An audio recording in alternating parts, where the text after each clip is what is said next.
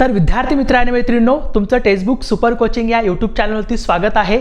तर विद्यार्थी मित्र आणि मैत्रिणींनो, आता जी 4 जानेवारी आणि 11 जानेवारीला जी कंबाईंड ग्रुप बी आणि ग्रुप सी ची पूर्व परीक्षा होणार आहे, त्याच्यासाठी आयोगाने काही विद्यार्थ्यांसाठी मार्गदर्शक सूचना दिलेल्या आहेत। कारण बऱ्याच विद्यार्थ्यांना कन्फ्युजन असतं की नेमकं आम्ही काय काय बाळगायचं किंवा काय काय घेऊन जायचं, काय घेऊन जायचं नाही। तर या सगळ्या गोष्टी आपल्या आयोगाच्या संकेतस्थळावर त्यांनी दिलेल्या आहेत। तरी पण या लेक्चर मध्ये मी तुम्हाला एक 10 मिनिटांमध्ये तुम्हाला सांगणार आहे की नेमकं तुम्हाला काय काय घेऊन जायचंय, काय घेऊन जायचं नाही आणि काय तुम्हाला कोणकोणती काळजी घ्यायची आहे एग्जामला जाताना, हे सगळं आपण याच्यामध्ये बघणार आहोत। सगळ्यात महत्त्वाचं बघा, तुमचं जे मूळ जे हॉल तिकीट आहे त्या हॉल तिकीट वरती पण मार्गदर्शक सूचना दिलेल्या असतात, त्या व्यवस्थित तुम्हाला काय करायचे तर वाचायचे आहेत। सगळ्यात प्रथम तर तुम्हाला एग्जामला जाताना जे तुमचं प्रवेश प्रमाणपत्र आहे, म्हणजे तुमचं जे मूळ हॉल तिकीट आहे त्या हॉल तिकीटची प्रिंट ते तुम्हाला डाउनलोड करायचे आणि प्रिंट काढून मूळ स्वरूपातील प्रवेश प्रमाणपत्र म्हणजे परीक्षेच्या वेळी सादर करणं तिथं अनिवार्य आहे। जर तुमच्याकडे ते मूळ प्रवेश प्रमाणपत्र नसेल, हॉल तिकीट नसेल, तर तुम्हाला एग्जामला बसू दिलं जात नाही। आता बरेच विद्यार्थी म्हणतात सर मग मी कलर काढू की ब्लॅक अँड व्हाईट काढू, तर त्याचा काही फरक पडत नाही। तुम्ही ब्लॅक अँड व्हाईट जरी घेऊन गेले तरी चालतंय, तुम्ही कलर घेऊन गेले तरी चालतंय, त्याचा काहीही फरक पडत नाही। ओके, दुसरी सगळ्यात महत्त्वाची गोष्ट, परीक्षा तुमची ज्या वेळेत तुमच्या हॉल तिकीटवरती जो टायमिंग दिलेला आहे परीक्षेचा, त्या परीक्षेच्या टायमिंगच्या अगोदर तुम्हाला प्रत्यक्ष परीक्षा सुरू होण्याच्या वेळेपूर्वी किमान 1.5 तास अगोदर उपस्थित राहणं तिथं अनिवार्य एमपीएससीने केलेलं आहे। कशासाठी? तर तुमची उमेदवारांची तपासणी, ओळख पडताळणी करणे, हजेरी नोंदवणे, सूचना देणे, या सगळ्या कार्यवाहीसाठी तुम्हाला 1.5 तास अगोदर तिथं उपस्थित राहायचंय। आणि तुमच्या हॉल तिकीटवर जो टाइम, शेवटचा टाइम जो दिलेला आहे उपस्थित राहायचा, त्याच्यानंतर जर तुम्ही गेले तर तुम्हाला तिथं बसू दिलं जात नाही। त्याच्यामुळे सकाळी लवकर उठायचं, म्हणजे व्यवस्थित प्लॅन करायचा। सकाळी आपली एक्झाम बाबा किती आपल्या रूम पासून किंवा आपल्या घरापासून किती दूर आहे, मग आपल्याला किती वाजता निघावं लागेल, जर परीक्षेच्या 1.5 तास अगोदर जर तिथं मला पोहोचायचं असेल तर मला किती वाजता निघावं लागेल, ह्याचं सगळा तुम्हाला काय करायचं, प्लॅन व्यवस्थित करायचा आहे। नंतर परीक्षेच्या दिवशी गोंधळ म्हणजे जर तुमचा गोंधळ उडाला तर मग विनाकारण तुमची मेंटॅलिटी काय होऊन सगळी खराब होऊन जाईल। सो त्याच्यासाठी काय करायचं, आदल्या दिवशीच या सगळ्या गोष्टी डिसाईड करून ठेवायच्या। मला सकाळी किती वाजता उठायचं आहे, कधी निघायचं आहे, किती वाजेपर्यंत पोहोचायचं आहे, या सगळ्या गोष्टी आधीच डिसाईड करून ठेवा, म्हणजे तुमचा नंतर गोंधळ उडणार नाही। आता आणखी सगळ्यात महत्त्वाच्या गोष्टी तुम्हाला आणखी काय काय करायचंय, तर बघा सगळ्यात महत्त्वाचं याच्यामध्ये मार्गदर्शक सूचना आणखी काय दिलेत, तर परीक्षा जसं सांगितलं, आता सगळ्यात महत्त्वाचं ओळखीचा पुरावा। कारण बरेच विद्यार्थी असतात, त्या बऱ्याच विद्यार्थ्यांना याच्या बाबतीत खूप प्रश्न असतात की नेमकं मी काय काय घेऊन जाऊ, राईट, किंवा कोणता ओळखीचा पुरावा घेऊन जाऊ, किंवा एमपीएससीला कोणतं हवं आहे, मी हे घेऊन गेलं तर चालेल का, हे घेऊन गेलं तर चालेल का, बऱ्याच विद्यार्थ्यांचे प्रश्न असतात। तर तुम्हाला बघा एमपीएससीनं स्पष्ट दिलेलं आहे, आधार कार्ड आता कोणतंही एकच घेऊन जायचंय, आधार कार्ड, किंवा तुम्ही ई आधार कार्ड पण घेऊ शकता।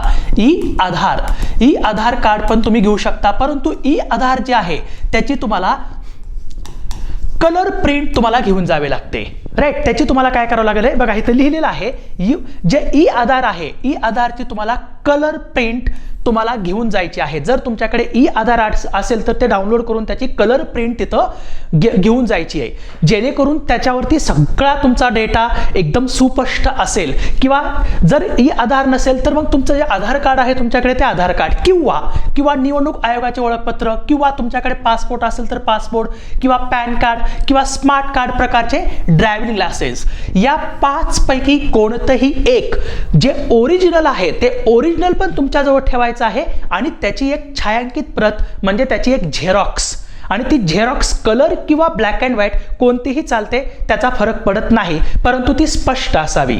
तर हे तुमच्याकडे असायलाच पाहिजे। जर तुमच्याकडे या 5 पैकी आणि ई आधार एक 6 याच्यापैकी जर कोणतंही ओळखपत्र ओरिजिनल नसेल आणि तुमच्याकडे फक्त झेरॉक्स असेल तर तिथं प्रॉब्लेम येऊ शकतात। त्याच्यामुळे ओरिजिनल प्लस झेरॉक्स दोन्हीही काय करायचं, तुम्हाला तुमच्याकडे स्वतःजवळ ठेवायचं आहे, यापैकी कोणतंही एक, राईट। इथं लिहिलेलंच आहे, छायांकित प्रत सादर न केल्यास परीक्षेस प्रवेश नाकारण्यात येईल, म्हणजे मूळ ओळखपत्र किंवा त्याची छायांकित प्रत तुम्हाला तिथं लागणारच आहे, ती अनिवार्यच आहे। राईट. आता हे लक्षात तुम्ही आता या तुम्हाला गोष्टी लक्षात ठेवायच्या आहेत. प्लस आणखी तुम्हाला काय काय, आता बघा, ज्या विवाहित स्त्रिया आहेत त्यांच्या बाबतीत बरेच क्वेश्चन असतात की माझं नाव बदललंय सर, आता मग मी काय करू. तर बघा इथं स्पष्ट लिहिलंय, जर तुमच्या नावामध्ये बदल केलेला असेल, नावामध्ये बदल केलेला असल्यास विवाह निबंधक यांनी दिलेला दाखला विवाहित स्त्रियांच्या बाबतीत, राईट, किंवा इतरांचं कुणाचं नाव बदललं असेल तर नावात बदल झाल्यासंबंधी अधिसूचित केलेले राजपत्र किंवा राजपत्रित अधिकारी यांच्याकडून नावात बदल झाल्यासंबंधीचा जो दाखला आहे तो दाखला व त्याची छायांकित प्रत परीक्षेच्या वेळी सादर करणं आवश्यक आहे. म्हणजे तो दाखला प्लस त्याची एक झेरॉक्स तुमच्याकडे असणं आवश्यक आहे जर तुमच्या नावामध्ये तुम्ही बदल केलेला असेल तर आणि तरच, अन्यथा तुम्हाला ते घेऊन जायची गरज नाही, इतरांसाठी ते घेऊन जायची गरज नाही. हे तुम्हाला लक्षात ठेवायचं आहे. आणखी काय काय, सगळ्यात महत्त्वाचं कोणता पेन वापरावा, राईट. तर आता बघा इथं MPSCनं स्पष्ट दिलेलं आहे की परीक्षा कक्षामध्ये फक्त खालील साहित्य घेऊन जाण्यास परवानगी राहील. कोणकोणतं, तर आयोगाच्या ऑनलाईन अर्ज प्रणालीच्या संकेतस्थळावरून डाउनलोड करून प्रिंट केलेलं सुस्पष्ट स्वरूपातील हॉल तिकीट म्हणजे प्रवेश प्रमाणपत्र, नंतर काळ्या शाईचे बॉल पॉइंट पेन, काळ्या शाईचाच बॉल पेनच घेऊन जायचा, राईट. नाहीतर ते जेल पेन वगैरे बिलकुल घेऊन जायचे नाहीत.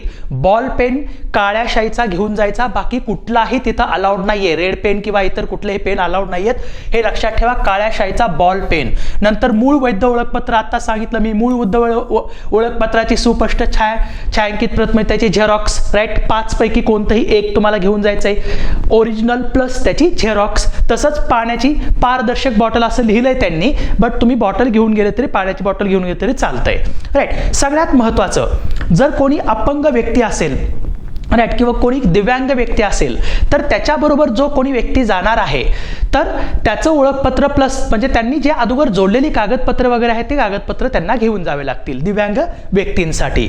आणखी तुम्हाला काय काळजी घ्यायची आहे, आणखी सगळ्यात महत्त्वाचं, स्मार्ट वॉच तुम्हाला तिथं अलाउड नाहीये. जे तुमच्याकडे स्मार्ट वॉच असतात तुम्हाला ते बाहेर ठेवावं लागेल. मोबाईल तुम्हाला बाहेर ठेवावा लागतो, राईट. तुमची बॅग, मोबाईल सगळं बाहेर ठेवायचं. जर परीक्षेच्या दरम्यान चुकून तुमच्यापाशी स्मार्ट वॉच राहिलं किंवा चुकून तुमच्या खिशात मोबाईल राहिला आणि तुम्ही जर नंतर पकडले गेलात तर तुम्हाला MPSC डीबार करू शकते. आलं का लक्षात. त्याच्यामुळं परीक्षेच्या हॉलमध्ये जाताना तुमच्याकडे असणारं स्मार्ट वॉच किंवा तुमच्याकडे असणारा मोबाईल किंवा कोणतंही इलेक्ट्रॉनिक डिव्हाइस जसं की कॅल्क्युलेटर वगैरे हे सगळं बाहेर ठेवायचं. आतमध्ये बिलकुल ह्या गोष्टी घेऊन जायच्या नाहीत. ॲनालॉग वॉच तुम्ही घेऊन जा, ते तिथं अलाउड आहे म्हणजे टाइम बघण्यासाठी. तर या गोष्टी तुम्हाला काय करायच्या तर पाळायच्या आहेत. बाकी तर याच्यामध्ये असं काय जास्त नाहीये. तिसरी आणखी सगळ्यात महत्त्वाची गोष्ट, ज्या वेळेस तुम्ही एक्झाम हॉलमध्ये बसाल आणि तुमच्याकडे OMR शीट येईल तर त्या OMR शीटवरती जे जे काही नमूद केलेलं आहे, मग ते परीक्षेचं नाव असेल किंवा रोल नंबर असेल किंवा सेट नंबर असेल तर सगळ्या गोष्टी एकदम डोळ्यात तेल घालून व्यवस्थित तिथं सगळ्या लिहायच्या आहेत. चुकू द्यायचं नाही. किंवा तुमचा समजा रोल नंबर चुकला आणि त्याच्यावर तुम्ही एखाद्या ब्लेडने असं खुडून त्याला हे करताय किंवा त्याच्यावरती व्हाईटनर लावताय, असं चालत नाही. तर लगेच जो परीक्षा तुमची म्हणजे इन्व्हिजिलेटर असतो, इन्व्हिजिलेटर जो असतो त्याला लगेच सांगा सगळ्या गोष्टी जर काय चुकलं तर, राईट. तर पण त्या चुकू द्यायच्या नाहीत. एकदम डोळ्यात तेल घालून काय करायचे त्या तुम्हाला गोष्टी तिथं नमूद करायच्या आहेत. आणि सगळ्यात महत्त्वाचं, जाताना तुमच्याकडे जे हॉल तिकीट आहे त्या हॉल तिकीटवर ज्या सगळ्या मार्गदर्शक सूचना दिलेल्या आहेत त्या 2 वेळा नाही 3 वेळा वाचा, व्यवस्थित वाचा. म्हणजे तुमचे सगळे काय होतील, डाऊट क्लिअर होतील. याच्यामध्ये तर डाऊट क्लिअर केलेलेच आहेत. तिसरी गोष्ट म्हणजे ज्यावेळेस तुम्ही गोल आळे करता तर ते अर्ध किंवा पाऊण किंवा त्या गोलच्या बाहेर असं जाऊन देणं असं बिलकुल करायचं नाही, राईट. 4 दिलेले असतील किंवा आता 5 नवीन आता 5 येणार आहेत, कदाचित आता या एक्झाम पासूनच ते 5 देतील, तर व्यवस्थित काय करायचंय तुम्हाला ते गोल आळं करायचंय. बाहेर किंवा आत किंवा एकदम कमी असं करायचं नाही. एकदम काळ्या बॉल पेननी तुम्हाला व्यवस्थित ते गोल आळं करायचे जेणेकरून तुमचा पेपर व्यवस्थित चेक होईल, राईट. नंतर ती तुमची OMR शीट दुमडायची नाही किंवा त्याला चुरगुळून द्यायची नाही, राईट, कारण ती स्कॅन करायला मग MPSCला प्रॉब्लेम येतो, राईट. त्याच्यामुळे तुम्हाला काय करायचं आहे, ती व्यवस्थित ठेवायची आहे. तर या सगळ्या गोष्टींची फक्त तुम्हाला काळजी घ्यायची आहे, बाकी काही नाही. आणि एकदम निवांत, एकदम शांत डोक्याने तुम्ही एक्झामला जा. बिलकुल घाई गडबड करू नका. एक्झाम हॉलमध्ये पण घाई गडबड करू नका आणि जाताना पण घाई गडबड करू नका. त्याच्यासाठी अगोदरच आदल्या दिवशी प्लॅन बनवा की मला सकाळी एवढ्या वाजता उठायचं आहे, मग मी सगळं व्यवस्थित करून या वेळेला मला निघायचं आहे आणि परीक्षेच्या अगोदर 1.5 तास मला परीक्षा केंद्रावरती पोहोचायचं आहे, राईट. तिथं पण गेल्यानंतर विनाकारण इतरांबरोबर बडबड करत बसू नका, जेणेकरून तुमचं जी मेंटॅलिटी आहे ती म्हणजे तुमचं डोकं गोंधळलं जाईल. अशी कुठलीही गोष्ट करू नका. थोडं मेडिटेशन करा आणि शांत राहण्याचा प्रयत्न करा. जोपर्यंत एक्झाम होत नाही तोपर्यंत शांत राहा, राईट. आणि मग एक्झाम पेपर संपल्यानंतर काय गोंधळ घालायचा आहे नंतर मित्रमैत्रिणींमध्ये तो घाला नंतर, राईट. तर त्याच्या अगोदर थोडं शांत डोक्याने जा. आणि सगळ्यात महत्त्वाचं की तुमच्या ज्या चुका टाळण्याचा पूर्णपणे प्रयत्न करा. सिली मिस्टेक बिलकुल होऊ दे नका, त्याची काळजी घ्या, राईट. आणि इथं फक्त 0.25 निगेटिव्ह मार्किंग किती आहे, 0.25 एवढं निगेटिव्ह मार्किंग आहे, राईट. त्याच्यामुळे मॅक्सिमम क्वेश्चन सोडवा. नाहीतर मी 40 सोडवतो, 50 सोडवतो असं बिलकुल करू नका. तुमचा क्वेश्चन पेपर मॅक्सिमम तुमचा काय पाहिजे, अटेम्प्ट पाहिजे. कारण तुम्हाला फक्त 0.25 एवढंच निगेटिव्ह मार्किंग आहे. त्याच्यामुळे जास्तीत जास्त क्वेश्चन सोडवायचा प्रयत्न करा. मी तर म्हणेल की 90 किंवा 95+ क्वेश्चन सोडवा, राईट. रिस्क घ्या आणि स्पीड विथ ॲक्युरेसी या 2 गोष्टी थोड्या मेंटेन ठेवा, राईट. आणि सगळ्यात महत्त्वाचं, व्यवस्थित सकाळी नाश्ता करून जा. तुमचा दररोजचा जो टाईम आहे नाश्त्याचा, त्या टायमिंगला नाश्ता करा, जा. नंतर म्हणजे एक्झाममध्ये तुम्हाला झोप लागणार नाही किंवा काय म्हणतात किंवा तुम्हाला आळस येणार नाही. सगळ्यात महत्त्वाचं, पाणी जवळ ठेवा. जास्त पाणी, हायड्रेटेड राहिलं तर आपण एनर्जेटिक राहतो. किंवा एखादं एनर्जी ड्रिंक घ्या एक्झामच्या अगोदर. एनर्जी ड्रिंक, झोप येईल असे एनर्जी ड्रिंक घेऊ नका, राईट.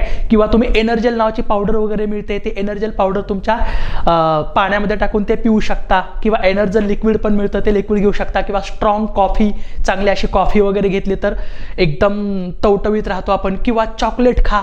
चॉकलेट खाल्ल्यामुळं आपले जे न्यूरॉन्स आहेत किंवा आपलं जे ब्रेन आहे ते चांगलं ॲक्टिव्ह राहतं.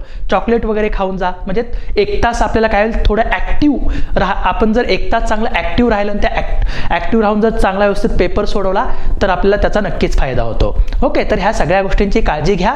आणि बाकी कुठल्याही गोष्टीचा लोड किंवा टेन्शन किंवा स्ट्रेस बिलकुल घेऊ नका. निवांत आणि निश्चितपणे तुम्ही एक्झामला जा. ही एक्झाम तुमचीच आहे.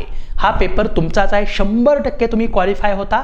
त्याच्यामुळं काय करा, व्यवस्थित तुम्ही जेवढा केलेला अभ्यास आहे त्याच्यावरती तुम्ही 100% तुम्ही क्वालिफाय होता. कारण डॉक्टर बाबासाहेब आंबेडकरांनी पण म्हटलं होतं की आपली तयारी किती आहे हे जास्त महत्त्वाचं नाहीये, असलेल्या तयारीनिशी आपण मैदानात उतरतो की नाही हे जास्त महत्त्वाचं आहे. तर हे लक्षात ठेवा. धन्यवाद.